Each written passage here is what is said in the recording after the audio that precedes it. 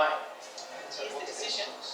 If the ball had gone to gully, and he had looked to gully, and he was on the gully side of the wicket, and he deliberately changed his direction, significantly changed his direction. So it's got to be a deliberate act. He's changed his direction to get in line with the thrower and the stumps. That's obstructing the field. Do we think that he has deliberately changed his direction to get in line with the ball, or has he changed his direction to try and avoid the ball? So, show of hands, has he tried to avoid the ball? Alex Ross has been Down, has he tried to intercept the ball? Just realised it as well. If you think he's tried to intercept the ball deliberately by changing his direction, that's obstructing the field. If your judgment call is that he's tried to avoid the ball, then it's not out. So it's a nightmare, isn't it? It's very, very difficult.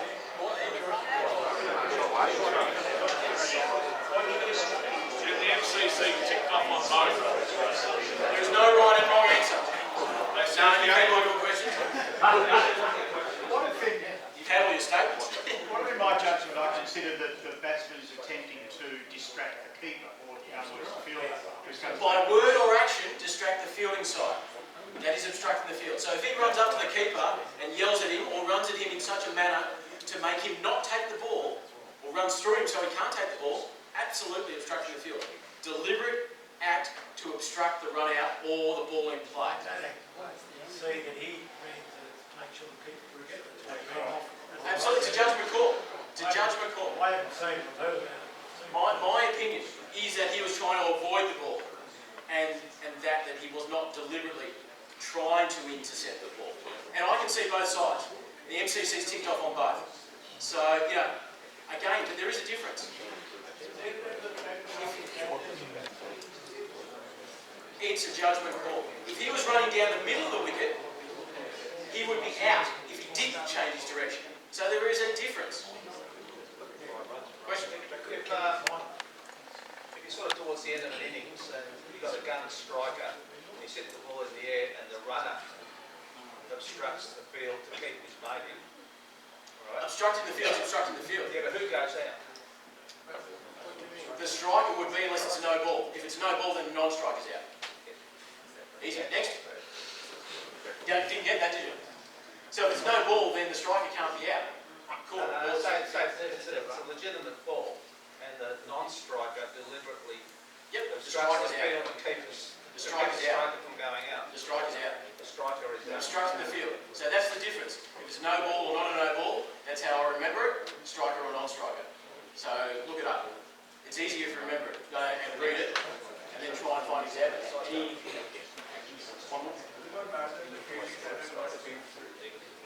It doesn't matter. Appeals can cover everything. There was, in that instance, a subsequent appeal. There was a subsequent appeal, and the third umpire radioed up to say we have also an appeal for obstructing the field. So there was, that may not be exactly how it occurred, but there was a subsequent acknowledgement to the third umpire to look for that. I believe there was a subsequent appeal for obstructing the field.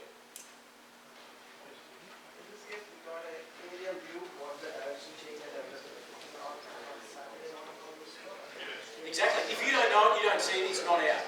You have to be looking down the wicket or be in a position where you can see the batsman significantly change direction and deliberately change direction. This is much harder to call live. Easier to refer, not my problem on field. The third umpire gets 10 reviews and 10 angles. On a Saturday, you have to be very clear that it is a deliberate act and a deliberate change of direction and significant enough for you to see. If he moves just a bit, you should be giving it out. It needs to be very obvious for you to give obstructing the field out. Alright. Next.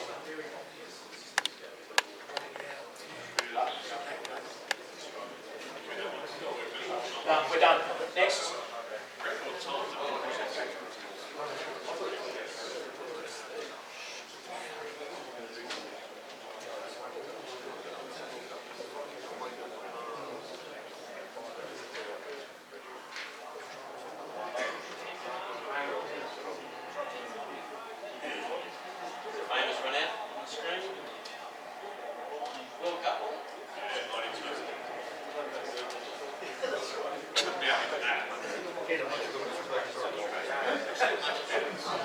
Sure.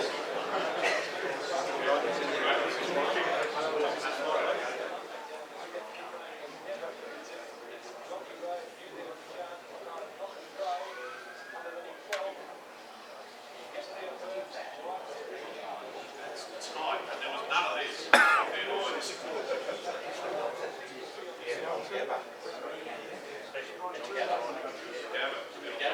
Dog trap. Yep, so again, I think everyone knows this rule pretty much in there. The batsman's out, run out. If at any time while the ball's in play, he or she's out of his or her ground, his or her wicket is fairly put down by the action of a fielder. Absolutely. Yeah, so you would need to have the ball in his hand in that scenario. And even if a no ball has been called, of course. And whether or not a run is being attempted, to be out run out. The change to the laws with 2017 with the helmets, of course, you can now be run out of the ball rebound directly from the fielder's helmet. If a batsman is not out run out, if he or she's been within her ground, his or her ground, and has subsequently left it to avoid injury when the wicket is put down. So you get hit on the head and stumble, or try to get out of the way of the bouncer and stumble, and you're out of your ground, you can't be given out, run out. The other way is that the ball delivered by a bowler has not made contact with a fielder before the wicket is put down. So there needs to be contact with the fielder for a run out to occur. So I guess the scenario there might be where the striker just hits a straight drive straight back down the wicket, smashes the stumps, and the non-striker's out of his ground, that's not run out. Or it deflects off his partner. Yeah, but there needs, so obviously there needs to be contact with a fielder. It's a figurative. Or a nose. Or it does. With this one, please make sure you understand the implications of having a runner and whose ground is what when you have a runner. That would That's really important to you. have been covered a lot in the It was covered earlier yeah. session. And of course the batsman that is out, next slide, is the one whose ground is at the end where the wicket is put down. So again, this links back to law 30 around which batsman's ground, which batsman has ground. If either batsman is dismissed run out, the running progress when the wicket is put down shall not be scored. The runs conceded by the batsman shall stand, together with any penalties. However, this is another runner oddity. If a striker who has a runner is himself or herself dismissed, run out, the runs completed by the runner and the other batsman before the wicket is put down are not allowed. We remember the video we showed last week with Stephen O'Keefe. Yeah. Took off and ran, and they completed one, and he got run out. He was the injured striker at the striker's end because that's his ground. Then the run completed would not have counted. Okay, so all runs. Is that out here? No, was it Vermoyne? Yeah, that's right. I was going to say Baxter. And the last point is that the bowler doesn't get credit, obviously. Back to Stephen Fry. Stumped. All batsmen fear being stumped, and all wicket-keepers dream of stumping batsmen. So, let's be clear about the law. The only player who can stump a batsman is this fella, the wicket-keeper. A stumping can take place provided that the ball is not a no ball. You can be stumped off a wide, however. Here, for example, the batsman has moved out of his or her ground to play the ball, but has missed it and has not attempted a run.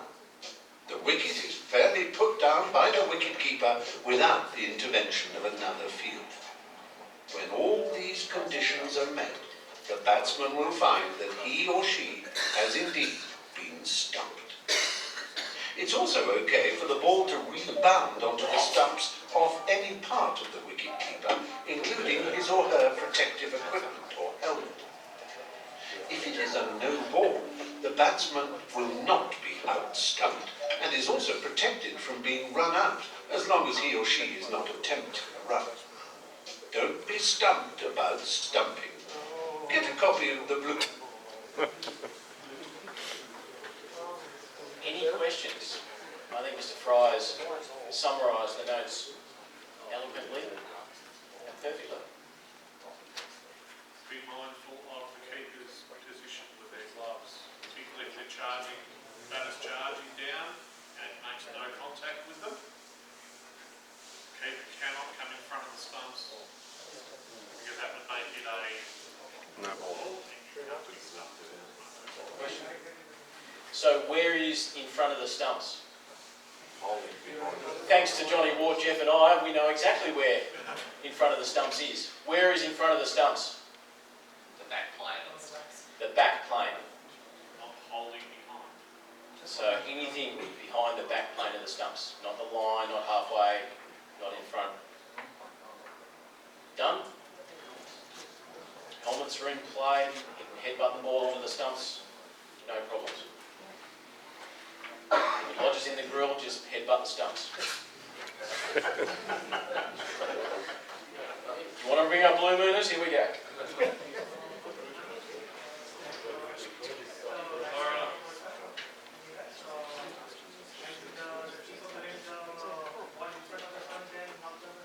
If the ball makes contact with the bat or the person and the gloves are behind the stumps, that's all good. If he then moves in front of the stumps to take a catch or effect the stumping, that is okay. If his gloves are in front of the stumps before it's made contact with the bat or the person, no ball.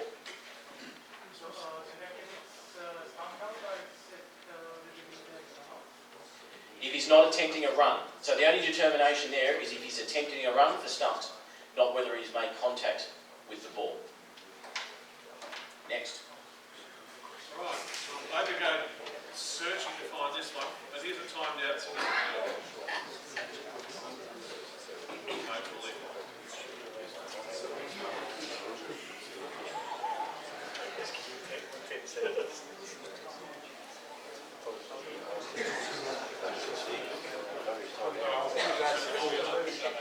It's actually worth having a discussion. Next man in Sachin Tendulkar is yet to appear. And we've been away for over a minute since the last dismissal. Really interesting. Graham Smith talking to the umpires.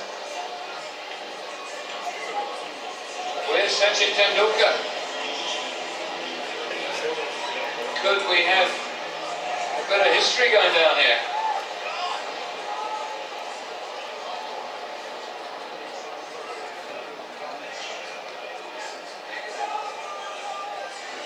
Is Tendulkar then the next batsman? Well, there's probably been a scramble for pads there. It's falling in succession fairly quickly. Still no batsman to appear. Jack, according to minds here, looking to leave. It wasn't really that short. Probably best for him would have been playing at this. Know that now. Ran through the air once it pitched, actually followed him and just brushed the glove.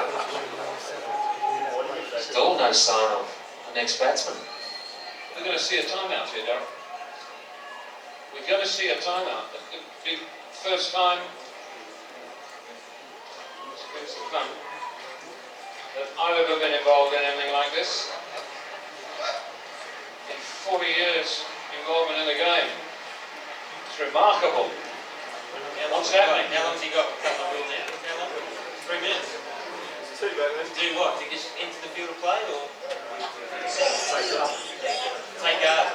He has to be in position to take guard from the ball. 3 minutes, 4 minutes, 5 minutes. Let's see the next ball. This is quite remarkable.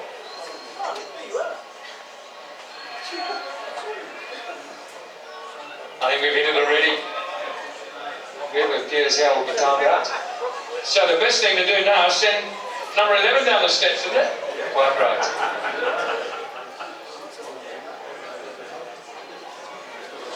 Still no sign. There's no movement up there. Just hope nothing untoward has happened. We reckon it's 4 minutes now. This is amazing. Absolutely amazing. Rasmus, the TV umpire, he shouldn't be required.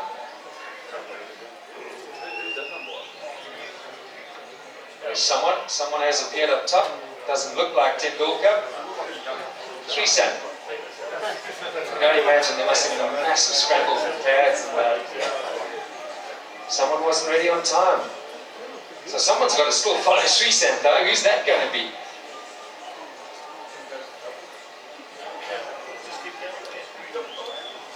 Absolutely amazing scenes.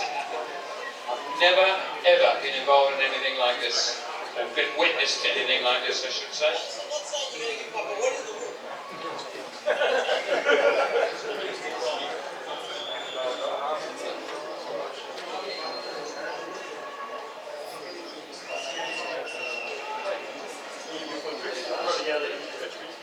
I'm just listening to conversation taking place between Daryl Harper and Sean Pollock. And he's got 2 minutes to arrive.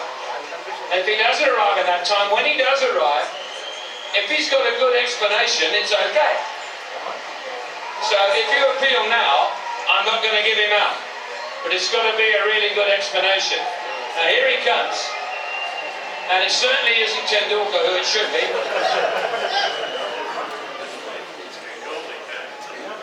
Surely India won't send in Ganguly and have him timed out. What is going on? What is his explanation then going to be? We need to find out exactly what the law says. Perhaps India do know it exactly and feel that he has a good explanation.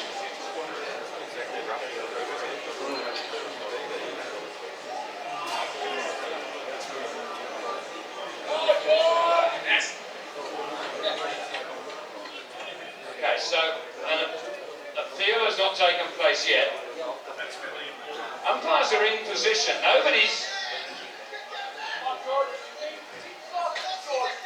Well, nobody's asking any questions.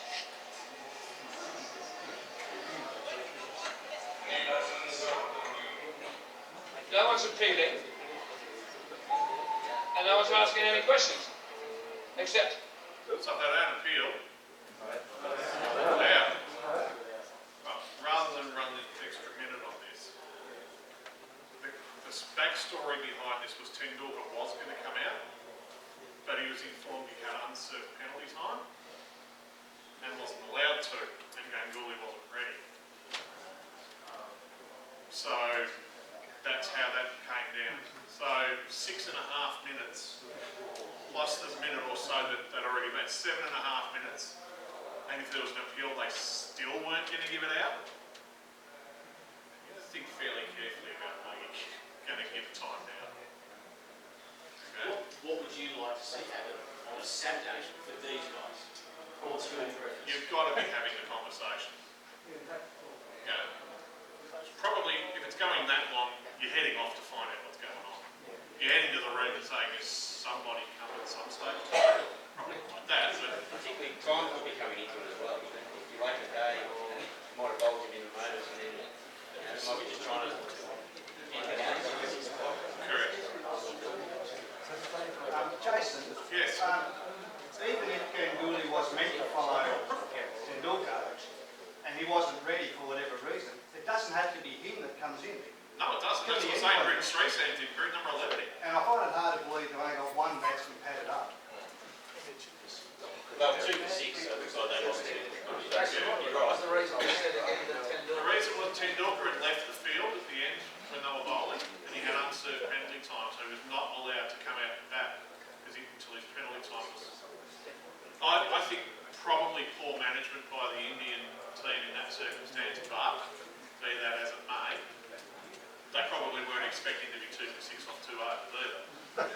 You know, so it might have been 10 minutes or something he had to serve, and they've fallen a couple of minutes short. Question right at the back of the camera. Yeah. I don't know whether anyone else noticed where the ball was during that whole time. Should have been with the umpires. It was with the fielders. At one point, that was his head. They did? But yeah, agree. So it's from the moment of the dismissal.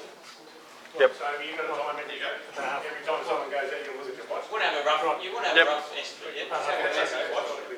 Absolutely, you should look at your watch. I was led to believe that the captain had to ask the umpire to start time. No. Okay, that's what I The was. captain has to appeal, or the fielding side have to appeal, but it is a habit that you will look at a clock at our level for when there is a dismissal. Not necessarily for that, but for other reasons about, if there are delays, what's going on. So there are many reasons to find out what time a wicket fell. Half the national panel will write it down, the wicket fell at a certain time and who it was and things like that. So there are reasons why you look at your watch, not just for timed out. You wouldn't want to be that literal either, though. You might be looking at it because it's 2 minutes to a scheduled break. Yeah. Wickets Good fall. practice just to... 2 minutes to go, let's go off. Would you ever consider asking the scorers what time? Mm-hmm. No, because it's what you determine it is, it's going to be out. So the scorers may have written down a time after they've watched the dismissal or watched the replay, right? So you don't know what time they've written down. So it's up to the umpires on field and to determine what clock you're going to go by before the start of the play. Because you've got a clock on the grandstand that's out by 5 minutes. Not that it matters there, but what time you take a break, what time you take drinks. You say, no, we're going by our watches, not the grandstand. So that can be important for situations like that. Sean and Darryl, nowhere in the law does it say be in position for 3 minutes unless there's good reason. I mean, it's pretty black and white there. It says ready to receive the ball within 3 minutes or within dismissed or it doesn't actually give any caveat to say if there's good reason or unapplied to ascertain or unapplied to find out. Determine what the reason for one is or what it is. That's what it's like. Yep, it's match management. So it's the ability to have the players respect you, understand the game, what would the game expect. There are certain circumstances where you don't just apply the laws as they're written. There are certain circumstances where you sometimes give a little bit of grace. Not that we want to get into that dangerous area, but 3 minutes and he's walking to the wicket, he's 2 wickets away from facing up. You don't give him out then, do you? Because he's a couple of steps away or he's 10 seconds away from facing up and it's past 3 minutes, you don't give him out. So it's using your judgment to be a good communicator, a good person, manage the game effectively. Do we want to see wickets or Tendulkar or someone given out in that fashion? After 6 minutes? Maybe, absolutely, I would say yes. After 3.5 minutes, 4 minutes, I would say no. The Big Bash is now 60 seconds, 90 seconds, depending on which year and what playing conditions they come up with. Do we want to see people given out because they're not at the wicket in 60 seconds? 65 seconds, 70 seconds. If they're 2 minutes, 3 minutes, so if they're double the time, and there's an appeal, you will be forced to give them out after discussing with the captain, do you really want to take a wicket like this? So there are circumstances that you need to judge, and that's match management, pitchcraft, all those sorts of things that we're trying to talk about. There's a grey area, it's a judgment. If you want to do that, Sean, then, if you want to match manage properly, you have to have more records. So in what way do you cut it out? What are you trying to say? You're trying to say if you want to see guys like Tendulkar come out this way or, it goes from minutes to 2 minutes or whatever else. The whole thing here is if you want to see these guys come out to play back, the law is the law. Okay? Some people take it according to exactly what it is. Yep. Now you're saying you're going to use catch management, that's fine, I understand that. But someone throws that law at you. I mean, they have to come up with a number, don't they? I mean, you can't say the next batsman's got to be ready within a reasonable time. That'd be terrible. So they can come up with 3 minutes. I don't think we want to be sticking to 3 minutes, like, dead on. So this was 6.5. I think that's so a as long I said, time. 5-6 minutes, he's out. 3 minutes 30, I would say not I out. think 3 minutes just means 4 minutes. There is an area there that's grey that you manage because you don't want to miss it. The rules are the rules, but we don't give a warning for the first time running on the wicket, an official warning. We sometimes give friendlies. Right? So there are circumstances where we manage the match. So you can take that line hard as you want. You can take that line a little bit softer. So you can't apply a hard line. If you want to manage the game and have the game run effectively, you need to be or have some judgment. You both would have given that out. You were saying just a minute ago. I would give that out after 6 minutes. I would give it out after 6 minutes, 5 minutes. Absolutely. So they've match managed that differently to you. Absolutely. No, because there's no appeal. No appeal. Okay. So they will. Yeah.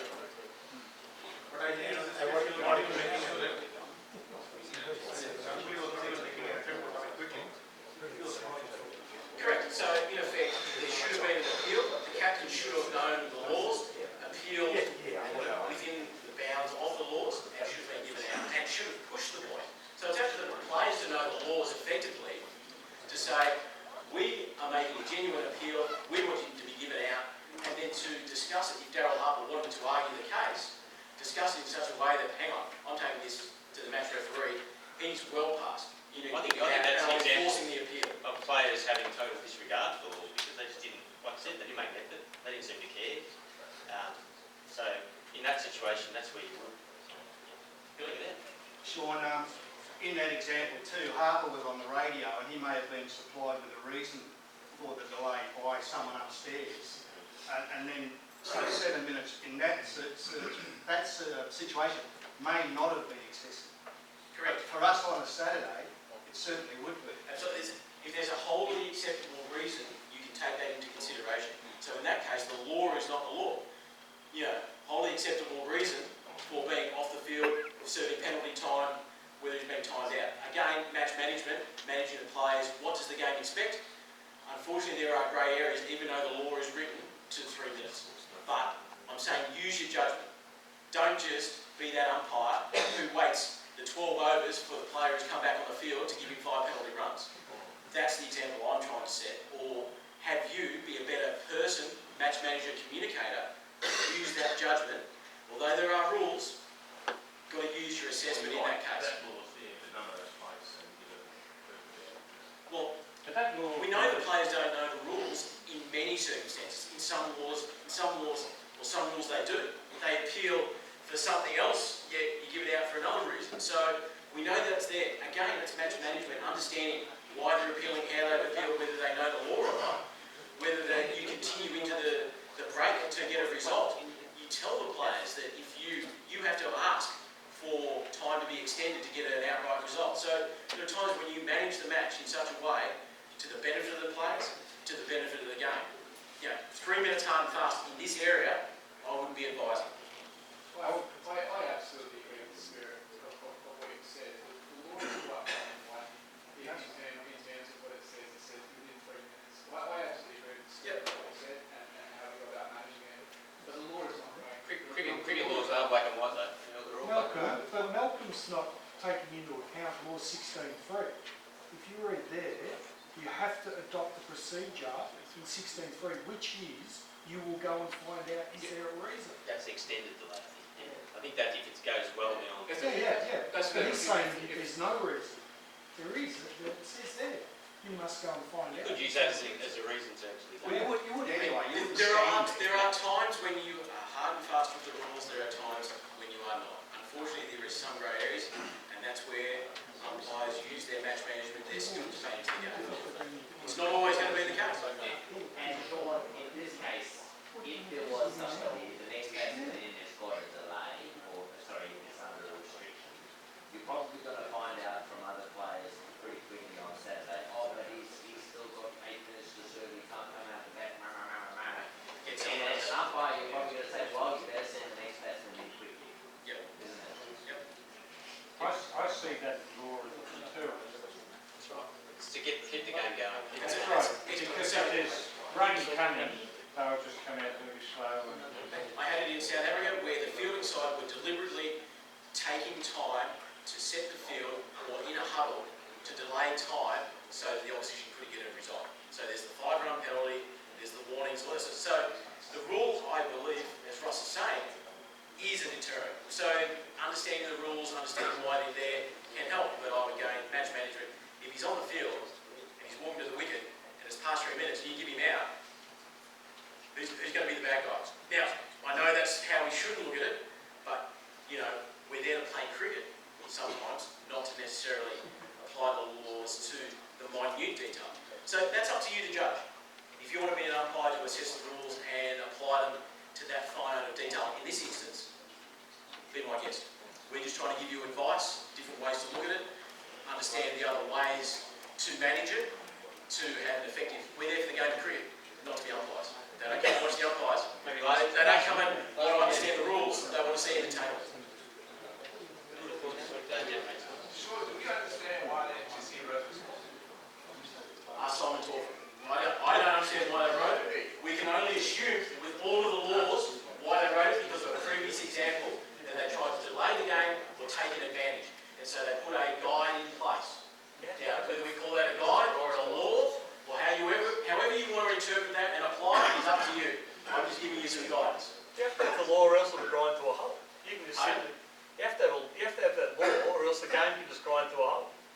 someone we're could not wait coming half out an to hour that, before we're they not came in. forfeiting. You have to force them to come out eventually.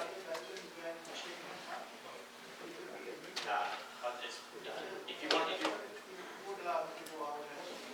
think the umpire should be the one making inquiries. Right, next. I'll let the difference for it. Good. Okay, so I've put this bit at the end here.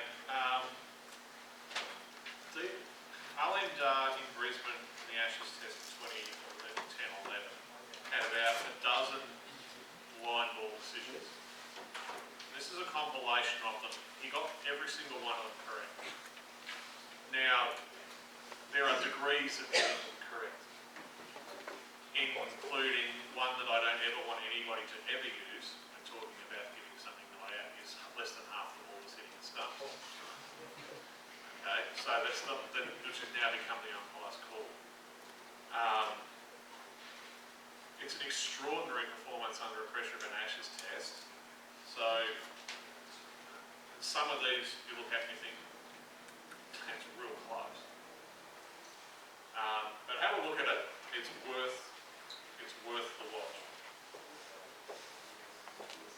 I forgot that this was the issue with it before, and I'd already had it here. You remember that one? This one? Here we go. Let's go.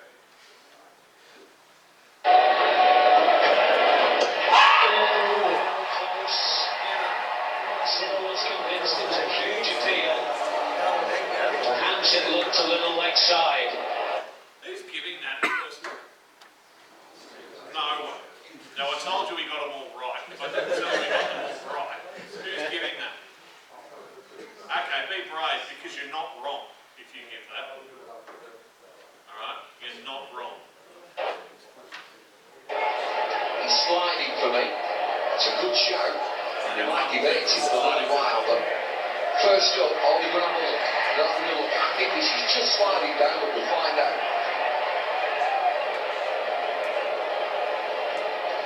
Still liked it. There's a huge appeal from him. Ponting obviously likes it. He will have had a chat with Haddin. Haddin, the wicketkeeper, plays a crucial role when deciding whether to call for a review.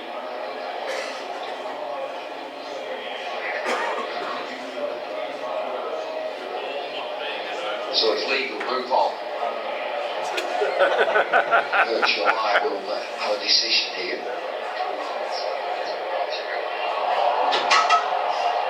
It's looking past the outside of leg stump. It might just nip. The original decision was not out in the first decision. It's close though. Time, by Butte. So if you gave that out, you weren't wrong. By about that much. Between Hobart, build up to this game. England need it now. Who's giving that? Okay, we're giving that not out, it's outside off. Any other ideas? Nick? Australia outside the line. Outside the line? Dale reckons he's hit it. Two noises? Okay. Let's find out. Looks like there was an inside edge. Sure, there was an inside edge there. This one is not massively limited, still. Australia and Ponting now as well. He's got a review left, but the way he's marching for the next over, he realises there's massive inside edge. Again, the length is good. Nips back in. Inside edge on the pad. Struck the bat. Who's giving that? Caught me eye. Who's giving that? Okay.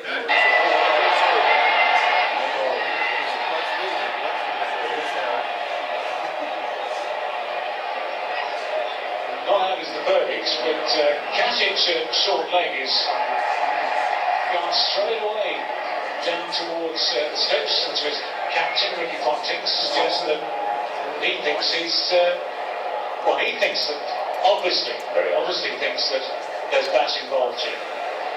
But Well, he might have thought it, but no one else behind did. I can't see anything there. Yeah, nothing on hotspot that I can see either.